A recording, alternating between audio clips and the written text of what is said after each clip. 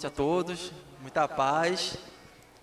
Queria dizer que é um prazer enorme estar aqui na casa pela primeira vez, não só para fazer o estudo da noite de hoje, mas também para conhecer todos, para confraternizar com todos, porque na verdade nós somos todos uma grande família. E todo mundo trabalhando, estudando, fazendo o seu papel, o trabalho flui sempre da melhor maneira possível. Eu queria agradecer pelo convite também do estudo, é um prazer enorme. E hoje nós vamos falar sobre um tema muito importante, assim como todos os outros da nossa querida doutrina é importante também, mas nós vamos falar sobre o culto do Evangelho no lar, que todos nós devemos fazer, né, por causa da tamanha importância que esse tema tem para as nossas vidas. Então, meus irmãos, nós vamos falar, eu dividi o estudo aqui em duas partes. Um para falar sobre o que é o culto do Evangelho no lar, da importância dele, como é que ele surgiu. E a outra é uma parte aqui de perguntas e respostas. Então eu vou ler a pergunta aqui e eu mesmo comento a resposta, tá? Se alguém quiser falar qualquer coisa, pode ficar à vontade, tá bom? Então vamos lá. O que é o culto do Evangelho no lar? Sempre que a gente vai falar da nossa querida doutrina, de qualquer religião, a gente sempre enaltece aqueles que trouxeram aquela palavra, aquela mensagem para as pessoas daquela religião. Por exemplo, como nós somos espíritas, somos cristãos, nós seguimos a palavra de nosso Senhor Jesus Cristo, que para nós é o modelo e guia da humanidade. Assim como outras religiões têm os seus fundadores, que os religiosos seguem também. E claro que a gente tem todo o respeito do mundo por todas as religiões, assim como todos os religiosos. Então, sempre que a gente for falar sobre qualquer tema da nossa religião, da nossa doutrina, a gente sempre fala de Jesus, que é a figura máxima para nós. E nós sabemos que Jesus, ele foi e é, né, o construtor do nosso planeta, ele é o governador do nosso mundo. Nada acontece no planeta sem a permissão dele. Todos os eventos que acontecem, tudo o que acontece, Jesus que coordena os acontecimentos daqui da Terra. Então nós temos que ser sempre gratos a Ele por tudo que Ele fez e por tudo que Ele faz por nós e por tudo que Ele fará também. Ele é como se fosse um pai para nós, um irmão mais velho. E nós temos que ser sempre gratos a tudo por Ele. Orar por Ele, agradecer a Ele, enaltecer Jesus, que é o nosso modelo e guia da humanidade. Então Jesus, quando Ele veio ao mundo há 2000 anos atrás, pessoalmente trazer a sua mensagem, por que ele veio pessoalmente? Ele podia ter mandado alguns de seus emissários, alguns de seus espíritos superiores, que trabalham ativamente com ele. Mas ele quis vir pessoalmente exatamente para mostrar ao mundo que o mundo tem um espírito guia, tem um espírito salvador que está sempre nos auxiliando. Assim como o pai tem os filhos, assim o nosso planeta tem o nosso salvador também, o nosso guia. Então ele quis vir para cá em pessoa para nos mostrar que ele está junto de nós, que ele está sempre trabalhando com a gente, velando por nós. A gente acha que quando uma pessoa desencarna, a pessoa fica lá no céu tocando harpa, nas nuvens, e os espíritos superiores então ficam lá descansando sem fazer nada. Muito pelo contrário, os espíritos trabalham ativamente. No livro Nosso Lar, o espírito André Luiz diz que Jesus é a entidade que mais trabalha no mundo espiritual. Dentre todos os espíritos que a gente conhece, que a gente já ouviu falar, Jesus é o que mais trabalha. E ele é o mais perfeito de todos, né? Olha como é que é. A gente pensa assim, quanto mais perfeito, menos vai trabalhar. Muito pelo contrário. Quanto mais perfeito, mais trabalha. Mas o trabalho não é uma coisa ruim, muito pelo contrário. O trabalho é a melhor coisa que existe. Basta a gente fazer com alegria e com responsabilidade. Então, quando Jesus veio há 2000 anos atrás, ele nos trouxe muitos ensinamentos através das suas famosas parábolas. O que é uma parábola? Nada mais é do que uma narrativa alegórica que tem um fundo de moral. Então, Jesus, ele dava ensinamentos simples, contando histórias simples, para as pessoas simples daquela época pudessem entender. Porque como naquela época não existiam escolas, faculdades, internet, como hoje, o conhecimento tão abrangente, as pessoas ainda não conheciam, não tinham o conhecimento que nós temos hoje. Então, se Jesus falasse de uma forma muito difícil, as pessoas não iriam entender, e a sua doutrina iria cair com o tempo e ia desaparecer.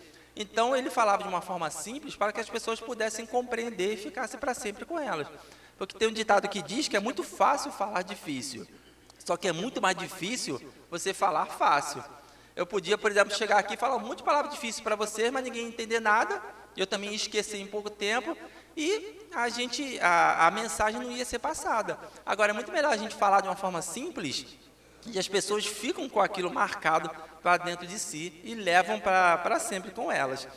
Então, em uma de suas parábolas, Jesus disse que quando 2 ou mais pessoas estiverem reunidas em meu nome, eu aí com eles também estarei.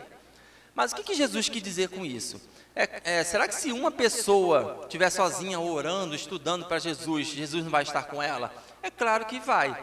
Agora, Jesus falou de 2 ou 3 pessoas, a gente tem que procurar sempre entender o que Jesus dizia, tá?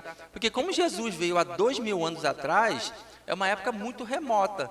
Então, Jesus usava a língua da época, os costumes da época, os hábitos da época, para que as pessoas pudessem compreender. Então, quando ele falava 2 ou mais pessoas, é exatamente para estimular a questão da confraternização. Porque nós somos irmãos, somos feitos para viver em família, viver em conjunto, viver em grupo, em equipe.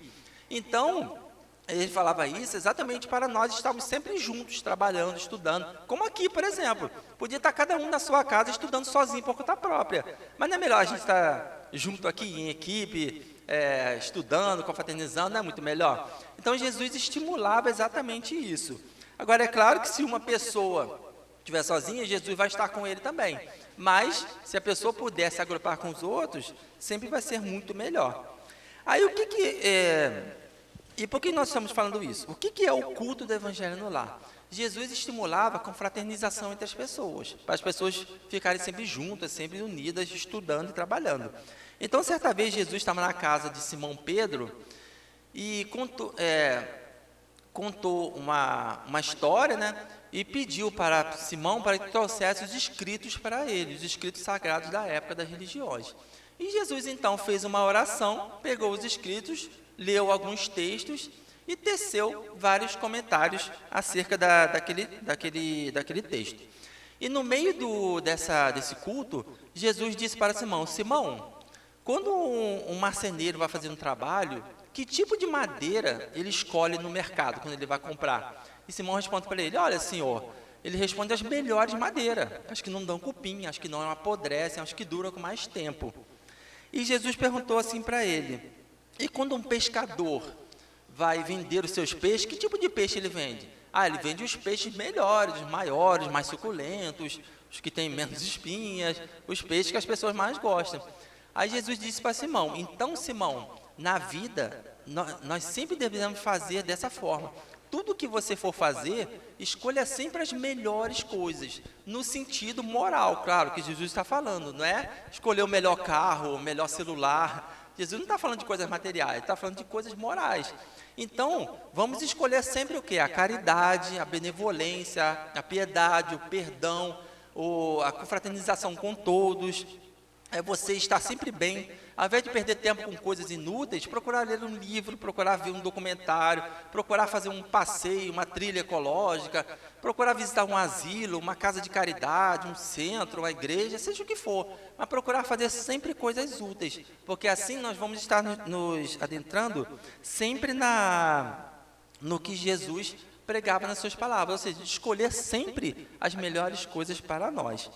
Tá, meus irmãos? Então, Jesus encerrou o estudo com uma prece e ali foi inaugurado o primeiro culto do Evangelho no lar que a humanidade conhece e foi instaurado por Jesus. Essa história está no livro de Neio Lúcio, chamado Jesus no Lar. É um livro muito usado na doutrina espírita. Então, o culto do Evangelho no lar, ele não é só um culto dos espíritas, não, tá? Ele é feito por todas as religiões, por todas as pessoas. Só que cada um se adequa à sua religião, aos livros que mais gosta, que segue a religião, aos seus costumes, suas tradições, que a gente vai falar daqui a pouquinho. Não é uma coisa presa, pertencente ao espiritismo. Todas as religiões praticam e todas as pessoas é aconselhável praticar. Tá? Aí, quais são os aspectos espirituais que o culto do Evangelho no lar nos traz? Primeiro, os bons espíritos se aproximam. Toda vez que uma pessoa está trabalhando, está estudando, está com bons pensamentos, está orando, os espíritos superiores sempre se aproximam de nós e nos transmitem bons pensamentos, bons fluidos, nos deixam numa atmosfera de paz muito grande. a residência se torna mais iluminada espiritualmente. Claro, quanto mais espíritos superiores estão perto, e quanto mais as pessoas encarnadas ali estão com pensamentos bons, elevados, mais iluminado espiritualmente vai estar o ambiente, tanto a casa quanto o apartamento, seja lá onde a pessoa mora, tá? Não só a casa é beneficiada, mas toda a rua é beneficiada. Os vizinhos, a rua, se for um prédio, os apartamentos também vão ser beneficiados, tá? Não é uma coisa que fica focada só ali. Há sempre uma atmosfera benéfica para todos. A nossa saúde também melhora, devido aos bons fluidos, às boas vibrações. Quanto mais uma pessoa tem bons pensamentos, quanto mais a pessoa cultua aquele sentimento de paz, de alegria, de pensamentos superiores, está sempre afinizado com Deus, com Jesus, com os espíritos superiores, melhor vai ser a sua saúde. Agora, quando uma pessoa ela não tem esses sentimentos, o seu sistema imunológico ele fica cada vez menos responsivo, digamos assim. Ele não fica tão eficiente quanto uma outra pessoa que é assim. E a pessoa fica mais propensa a ter doenças, a ter uma saúde mais frágil. Então, vamos estar sempre procurando nos apegar, né, a esse tipo de informação, para a gente ter uma consciência sempre de responsabilidade, o que nós devemos fazer sempre na nossa vida, tá? Então, resumindo, qual seria o roteiro para o culto no lar? O culto no lar não é uma reunião como no centro espírita, que leva 1, 2, 3 horas para acontecer, tem vários trabalhos. É uma reunião simples, onde as pessoas daquela família se reúnem uma vez por semana, geralmente, mas pode ser mais vezes, que a gente vai falar daqui a pouco também. E a pessoa senta, faz uma oração, mantém um ambiente de paz, de bons pensamentos, lê um trecho do Evangelho, lê uma página de um livro edificante, tece alguns comentários e faz uma oração. É um momento em que a família se reúne para trazer aquele ambiente espiritual para a sua casa também. Porque, claro que o centro espírita é muito importante, a gente vem, faz os trabalhos, estuda, mas geralmente a gente vem uma vez por semana no centro. Então, se a gente puder trazer o centro para a nossa casa, digamos assim, ou seja, o estudo, a oração, estar naquele ambiente, em casa também, é muito bom, tá? Então, agora a gente vai falar da segunda parte do nosso estudo, sobre alguns aspectos do culto no lar. Porque sempre na doutrina espírita, assim como todas as religiões, sempre, às vezes a gente acha que a gente já sabe tudo, né? Às vezes a gente olha assim, lê o livro espírita, já sei tudo de doutrina espírita. Mas, na verdade, a gente não sabe nada. Porque quanto mais você lê, quanto mais você sabe que não sabe nada. Existe até um ditado que fala disso. Quanto mais eu sei, mais sei que nada sei. Porque o conhecimento ele é tão vasto, tão amplo, desde Allan Kardec até os dias atuais.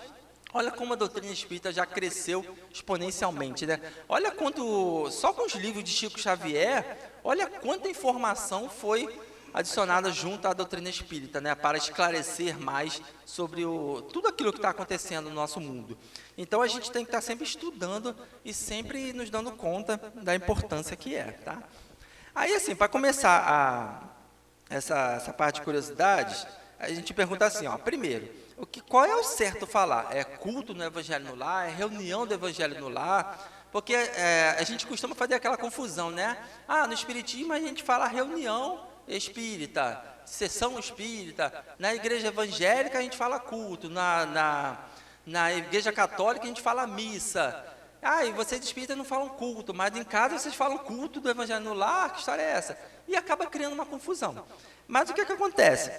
Na verdade, isso é apenas uma questão de nomenclatura, tá? Pode chamar de culto, pode chamar de reunião, de grupamento, assembleia, pode chamar o que for. O importante é fazer o culto do Evangelho no lar, tá? Essa palavra acabou meio pegando, digamos assim. A gente acostumou a falar culto do Evangelho no lar. Mas pode falar reunião do Evangelho no lar, pode falar Evangelho em casa, culto de Jesus no lar, pode chamar do jeito que quiser, tá? O importante é fazer o culto no lar em casa, tá bom? Isso aqui, a próxima a gente já falou um pouco também. O culto no lar é uma prática espírita ou de outras religiões também? É de todas as religiões, tá? fala-se do Evangelho, mas cada religião segue o seu livro, segue as suas tradições. Porque não é culto do Evangelho segundo o Espiritismo no lar, é culto do Evangelho do lar, é culto do Evangelho de Jesus no lar. Então, cada religião segue os seus livros, as suas profecias e seus ensinamentos. Tá? Nós seguimos, por exemplo, o Evangelho. No catolicismo, por exemplo, segue a Bíblia, que é evangélico também, outros seguem o Bhagavad Gita, ou seja, cada religião segue o seu culto, os seus livros. Mas o importante é cada um ler os seus ensinamentos, os seus livros e ficar sempre com esse pensamento, tá? de paz em si. Pode-se fazer em mais de um dia na semana? Pode, não tem problema nenhum. Pode fazer até todos os dias se quiser.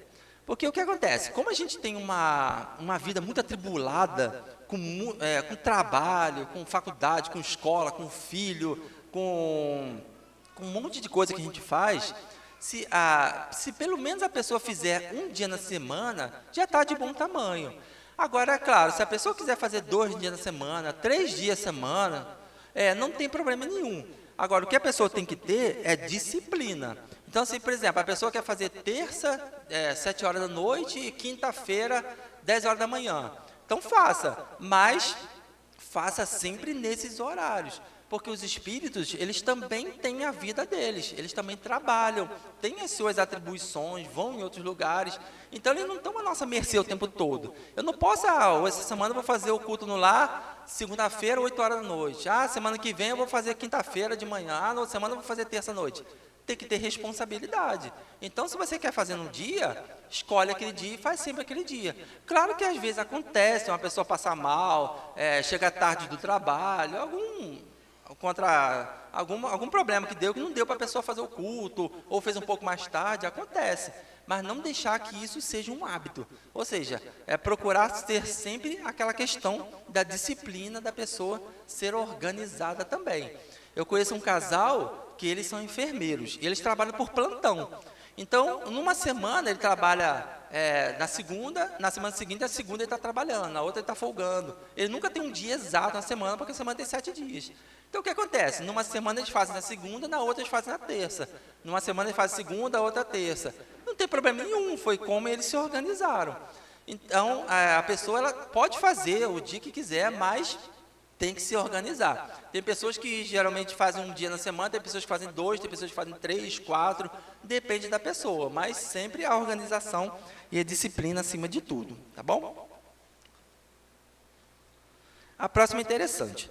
Se aparecer uma visita na hora do culto, o que a gente faz? Já aconteceu com todo mundo aqui, né? Chegou na hora do culto, chegou um vizinho, chegou um parente, chegou a mãe, o pai, o irmão. Aí a gente fica com vergonha e acaba não fazendo o culto. Muito pelo contrário. O que a gente tem que fazer? Tem que convidar a pessoa, exatamente, para fazer conosco. Agora, claro, a gente tem que saber convidar a pessoa, né? Chega para a pessoa e fala, ô fulano, toda segunda-feira à noite, ou quarta, o dia que for, toda segunda-feira à noite nesse horário, a gente costuma se reunir aqui para fazer uma oração, para ler uma página do Evangelho. É só meia horinha, você não gostaria de participar conosco? Claro que a pessoa vai ficar com muita alegria. Se não quiser também, não tem problema. Mas a gente convida de uma forma tranquila, sabendo falar com a pessoa. Não vai virar para a pessoa e falar, a gente vai se reunir aqui, vai ver os espíritos aqui, a gente vai apagar, vai acender um monte de vela, vai deixar tudo escuro. Quer participar com a gente? Não, você quer... Claro que a pessoa vai ficar com medo, né? Tem que saber falar. Tudo é questão de saber falar. Quando a gente fala com calma, com aquele sentimento mesmo de fraternidade com a pessoa ela sempre vai estar apta a colaborar, a participar também. Tá? A próxima, é necessário manter o bom ambiente antes e depois do culto. Não é só durante o culto no lar que a gente tem que manter um ambiente bom, favorável, de paz, de fraternidade. É também de preferência o dia todo naquela casa, né? Aliás, todos os dias é de preferência, né? Mas pelo menos naquele dia manter o bom ambiente. Porque o que acontece? Muita gente, por exemplo, às vezes a pessoa está no dia do culto, quinta-feira, 8 horas da noite. Aí a pessoa está vendo televisão, às vezes está vendo um filme violento, de tiroteio, de morte. Aí falta meia hora para o culto, ela olha e fala assim, ainda dá tempo. Aí continua vendo aquele filme de guerra, de tiroteio, daqui a pouco ela olha, falta 10 minutos, tá vendo? Aí continua, daqui a pouco falta um minuto, aí deu a hora e dá pausa, vai lá, faz o culto, ora, fica em paz. Quando acaba o culto, volta a ver a televisão e continua vendo aquele filme de morte, de violência. Adianta alguma coisa? Fica difícil assim, né?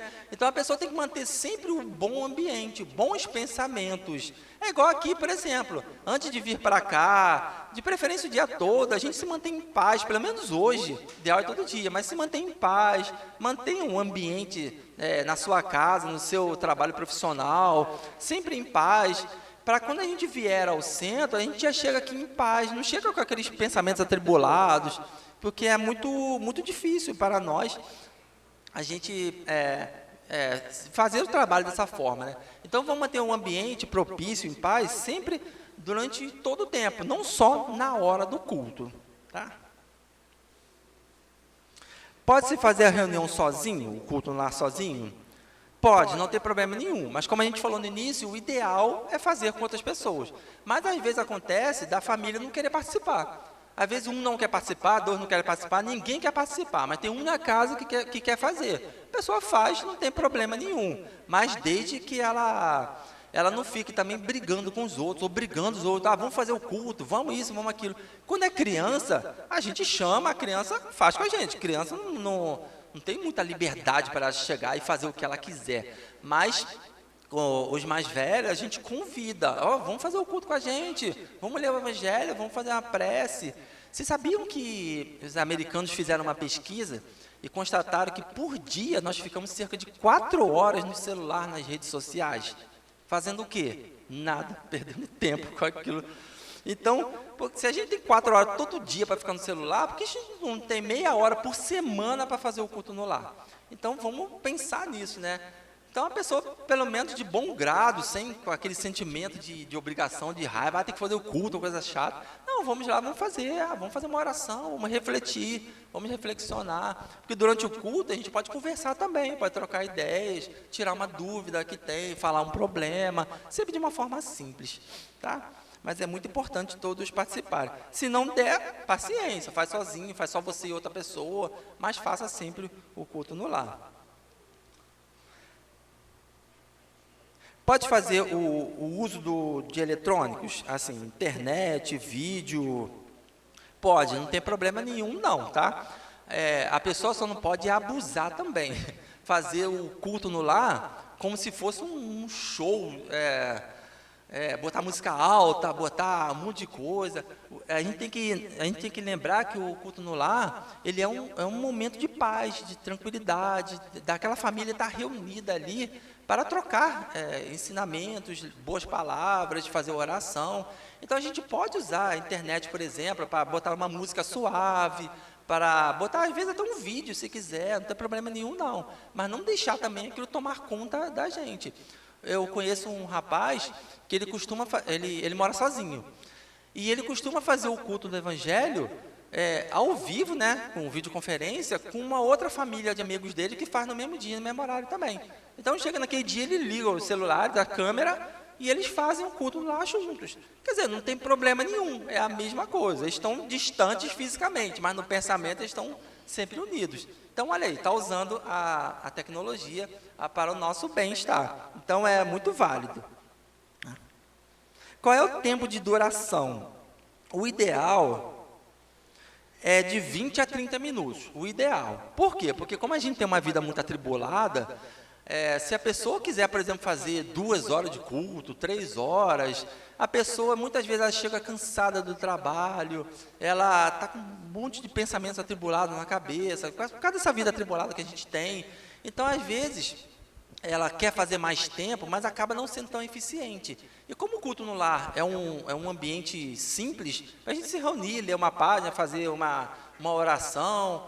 Então, o ideal é de 20 a 30 minutos. Mas a pessoa pode fazer um pouco menos, um pouco mais, não tem problema nenhum. O certo é a gente fazer sempre a questão da disciplina. A pessoa quer fazer meia hora, então faça sempre meia hora. Quer fazer uma hora, faça sempre uma hora. Não pode assim, hoje eu vou fazer 15 minutos de culto, na outra semana eu vou fazer 3 horas, na outra eu vou fazer 5 minutos, fazer uma oração correndo e pronto. Também não é assim, mesmo porque os espíritos vêm para participar do culto com a gente, tá? Não só os superiores, mas muitos espíritos inferiores são trazidos pelos espíritos superiores para assistir o culto com a gente, para participar daquelas boas vibrações que tem ali. Então, não é só uma coisa física que a gente está vendo, os espíritos também estão ali.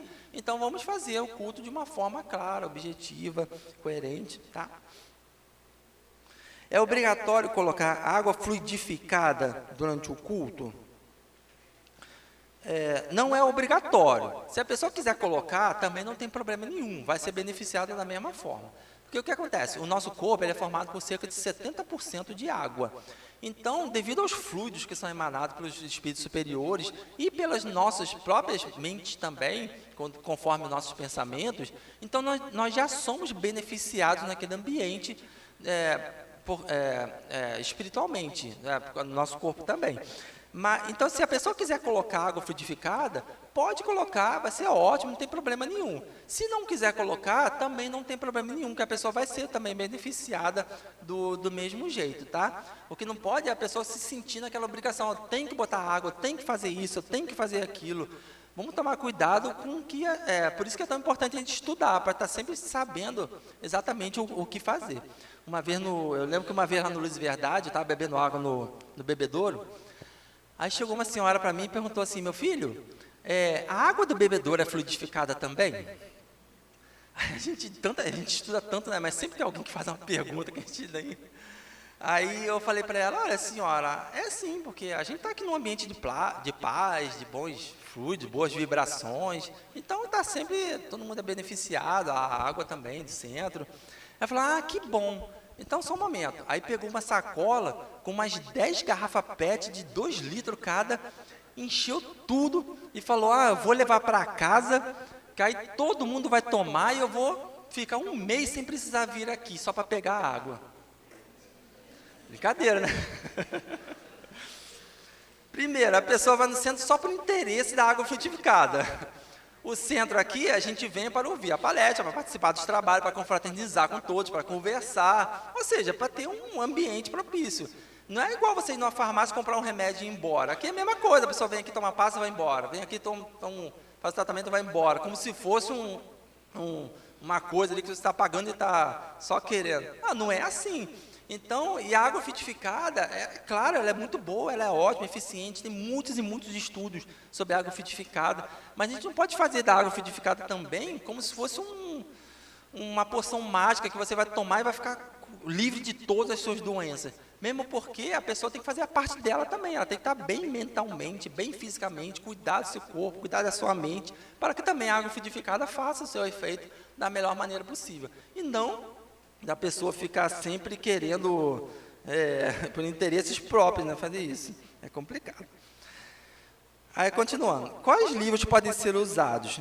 A Federação Espírita Brasileira recomenda usar o Evangelho segundo o Espiritismo no lar e mais um livro, esses chamados livros de página, como de Chico Xavier, de Divaldo Franco e vários outros autores, que são mensagens pequenas que a pessoa lê, porque senão a pessoa vai ficar lendo o livro um tempão, durante 20, 30 minutos, e acaba tirando a atenção das pessoas. Então, ela lê uma página, faz um comentário.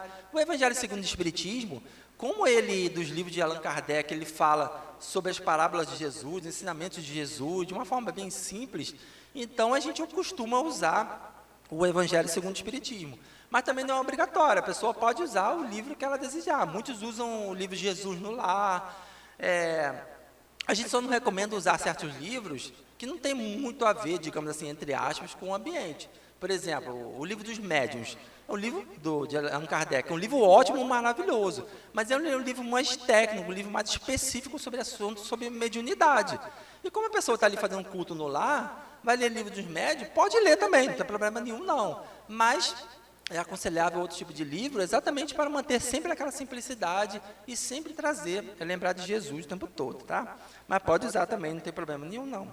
As crianças podem participar? Pode e devem participar. Agora, como sempre, em todos os ambientes, a gente tem que adaptar a criança para aquele ambiente. Esperar que uma criança pequena fique sentadinha, orando, prestando atenção no culto, ela não vai fazer isso. Então, vamos adaptar o culto a ela, vamos trazer livros infantis para ela, pode colocar uma musiquinha, um videozinho com um tema evangélico, né, para ela participar, falar de Jesus para que ela se interaja naquele ambiente, e não obrigar a criança a participar. Senão ela vai começar a reclamar, vai começar a chorar, e não vai ter a mesma eficiência, tá? Então, tudo a gente tem que saber adaptar para o momento.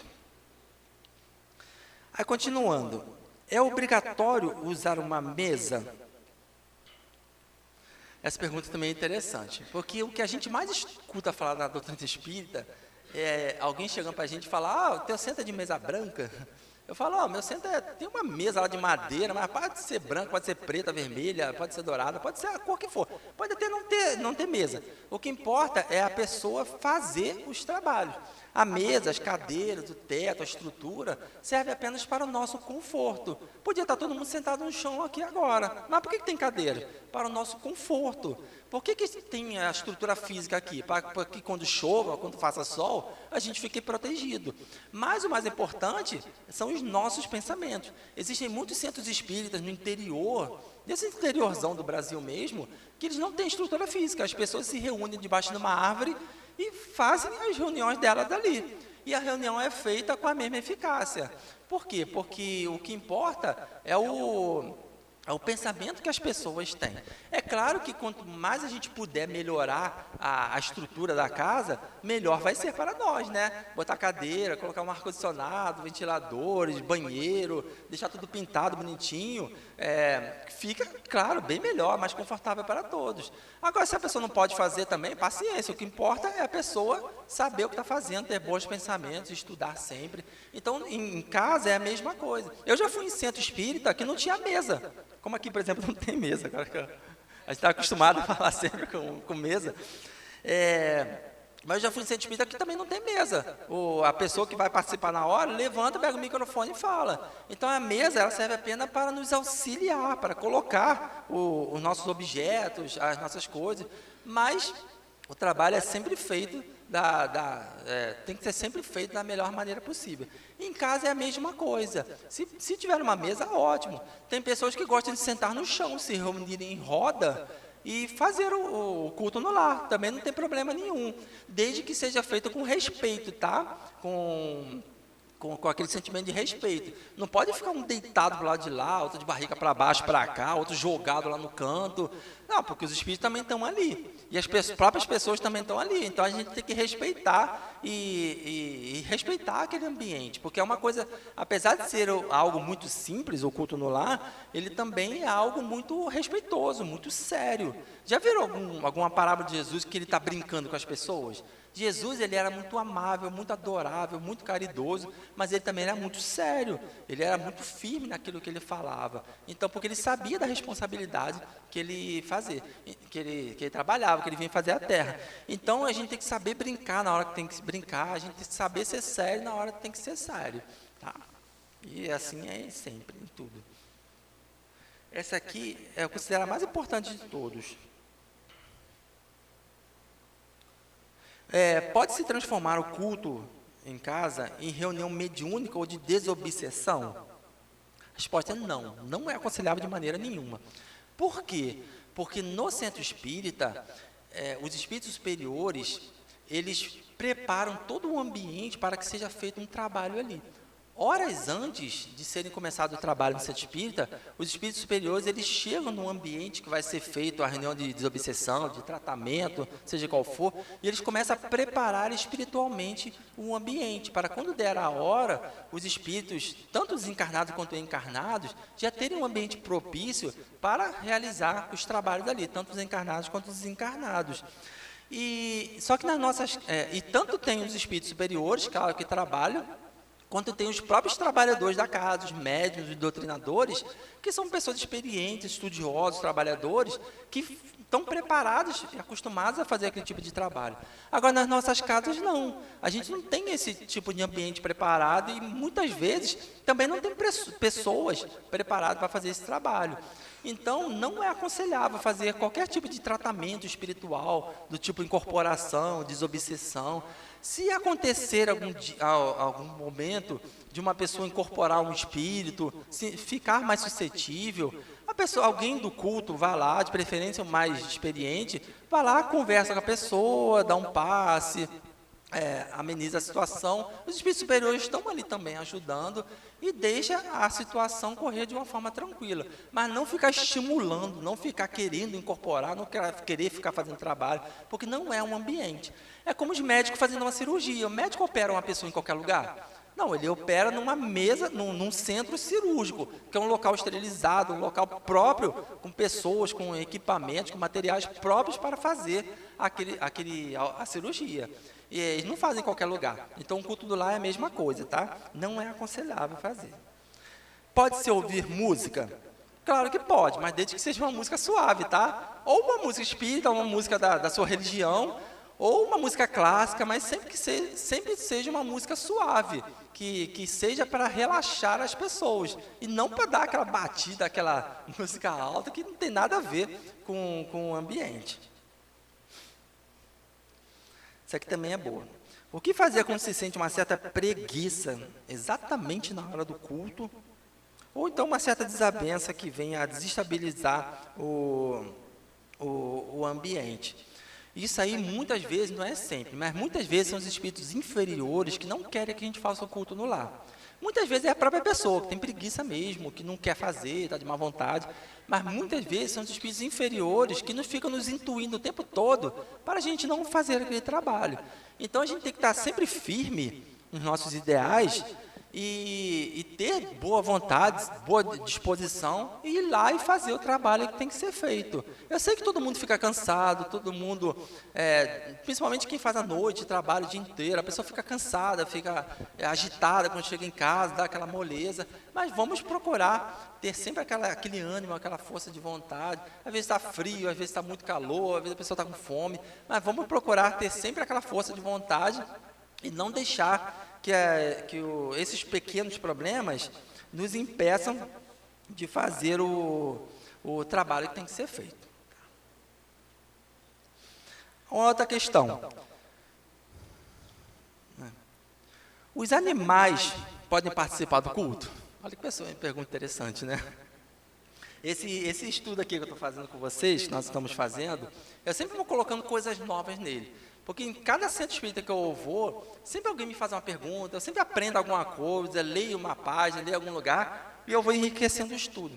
Porque a gente aprende na doutrina espírita que a gente sempre que alguém faz uma pergunta para a gente, ou a gente lê ou vê alguma coisa, a gente nunca deve chegar e colocar nossas emoções à flor da pele naquele momento. Ah, isso é um absurdo, o fulano está falando isso, que não sei o que, não sei o que lá. Vamos olhar com calma, vamos ler, vamos procurar saber. Se você não souber, tente perguntar para alguém. Se não puder perguntar para alguém, guarde para você, depois pesquise em casa, na internet, seja o que for. Mas vamos procurar sempre ter a calma. Então, às vezes uma pessoa faz uma pergunta até meio absurda, como a próxima que a gente vai falar aqui, e a pessoa já vai logo falando, que absurdo, que não sei o que, não sei o que. Não, vamos guardar com calma. Fulano, a minha opinião é isso, eu penso desse jeito, eu discordo, ou eu concordo. Eu não sei, não tenho opinião sobre isso, mas sempre ter de uma forma tranquila, de uma forma pacífica. E nunca deixar as emoções à flor da pele, tá? Aí, essa pergunta aqui, foi uma amiga minha que fez para mim. Por quê? Porque ela tem 15 gatos na casa dela, 15. E sempre que ela vai fazer o culto no lar, ele tem um dos gatos que sempre sobe na mesa dela e fica assistindo o culto. O tempo todo que durar o culto. Quando acaba, ele desce e vai embora. E aí ela perguntou, tem problema os animais ficarem ali, ficarem em cima da mesa, participar com a gente? E, gente, é claro que não tem problema nenhum. Agora, a questão é que, assim, os animais eles vão ser beneficiados como nós, porque eles têm um corpo orgânico como nós, fisicamente falando. Eles têm órgãos, têm sangue, têm ossos, têm fluidos, o corpo deles é igual ao nosso. A diferença é que o nosso corpo está mais adaptado para a nossa evolução espiritual, nosso cérebro, mas organicamente falando, a estrutura física basicamente é muito parecida. Então, eles vão ser beneficiados também. Só que os animais, eles não são como a gente, né? Eles não raciocinam, não pensam, eles não sabem que está tendo culto ali. Então, o animal pode latir, pode ficar pulando em cima da gente, pode atrapalhar, pode mexer no livro e acabar atrapalhando o culto. Então, se o animal ficar quietinho ali, não tem problema nenhum. Agora, se o animal estiver atrapalhando, então prende ele num quarto, num canil, seja onde for, mas ele vai ser beneficiado também, tá? Então, se alguém tiver aqui algum animal que queira participar do culto, pode deixar, sem problema nenhum, mas desde que não atrapalhe o culto. Aí, a próxima questão é o que a gente estava falando ainda agora, sobre a gente saber buscar informação, entender o que a pessoa está falando. Em qual cômodo da casa pode ser feito o culto? Em qualquer cômodo, tá? Desde que não seja um lugar que tire a atenção das pessoas. Por exemplo, você vai fazer o culto no quarto do seu filho. Aí o quarto do seu filho está cheio de pôsteres de heróis de guerra, dessas coisas. Vai acabar tirando a atenção das pessoas. Ou então a pessoa vai fazer o culto em algum lugar que vai tirar totalmente a atenção da pessoa. Então, vamos fazer o culto num lugar neutro, num lugar tranquilo, num lugar que não vai atrapalhar em nada aquele ambiente, tá? Aí, uma vez num centro espírita, eu estava fazendo esse mesmo estudo, e um rapaz me perguntou assim, um jovem, ele falou, escuta, a gente pode fazer o culto no lar, no banheiro? Olha a pergunta, né? É o que a gente está falando aqui. A gente nunca pode chegar e condenar uma pessoa na mesma hora. Por mais estranha que seja a pergunta, por mais absurda que seja, a gente tem que saber analisar, ser calmo, ser sereno e saber falar com a pessoa de uma forma caridosa, de uma forma tranquila. Aí eu perguntei para ele, mas no banheiro, por quê? Tem algum motivo específico? Ele falou, não, é que é o seguinte, eu moro com meus pais e meus irmãos, mas ninguém lá em casa tem religião, eles não ligam para isso, e os meus pais não gostam que eu vá a centro espírita, não gostam que eu vá a mocidade espírita, e não gostam muito menos que eu faça o culto do lar em casa, e eu queria muito fazer, mas eles não deixam, nem ter livro espírita aqui, eles não querem que eu tenha.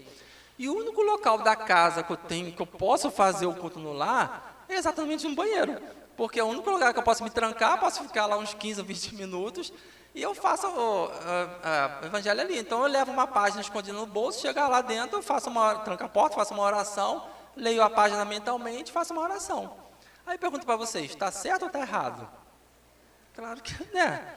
Cada um se adapta ao ambiente que está. Como a gente falou ainda agora, que tem centros espíritas que fazem a reunião ao ar livre, porque não tem condições de montar uma estrutura física, o do garoto é a mesma coisa, foi o único local que ele achou para fazer a reunião dele.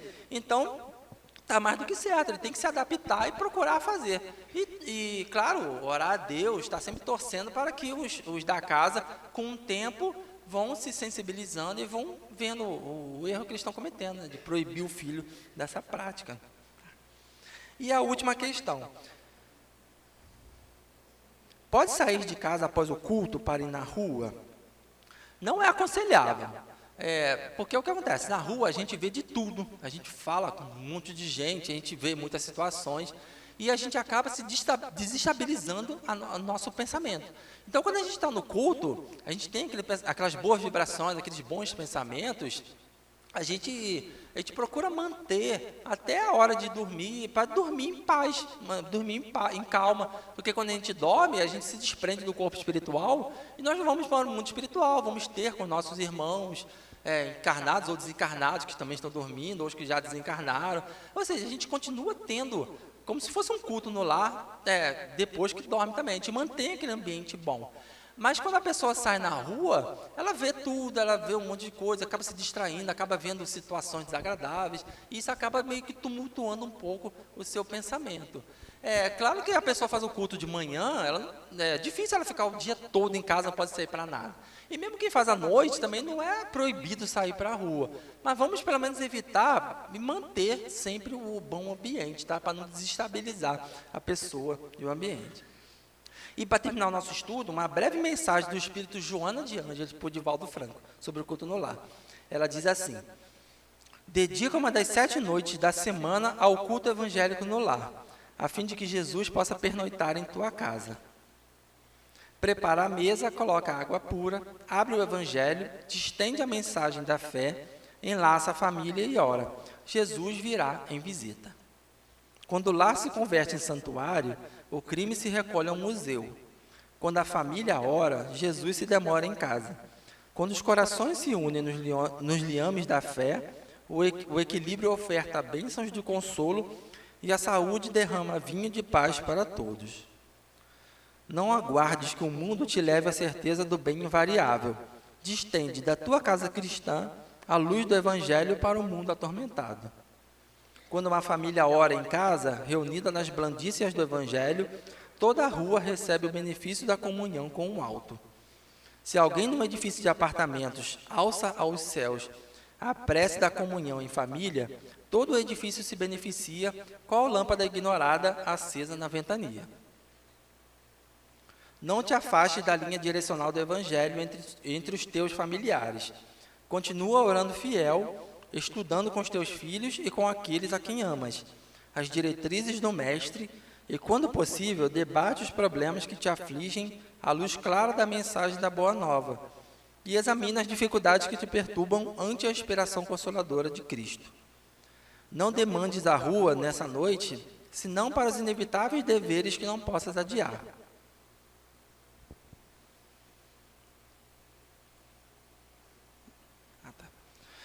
Demora-te no lar, para que o divino hóspede aí também se possa demorar.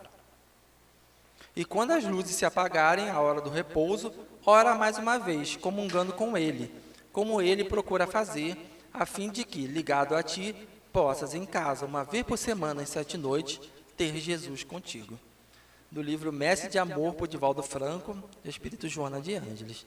Então, meus irmãos, eu queria agradecer a todos pelo carinho, pela participação, pela atenção, pelo convite do estudo, sempre um prazer enorme, e que nós possamos ir para nossas casas com muita paz, sempre com esses bons pensamentos de caridade, de fraternidade e de amor com todos. Que possamos estar sempre estudando cada vez mais e colocando em prática aquilo que a gente estuda, para sermos espíritos cada vez melhores, pessoas cada vez melhores.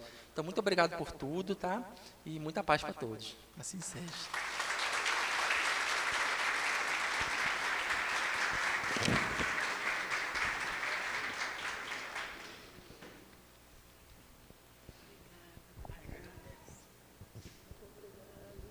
Maravilha, né, meus irmãos? Maravilha. Até porque nós estamos sempre aqui cobrando, a Luzinete,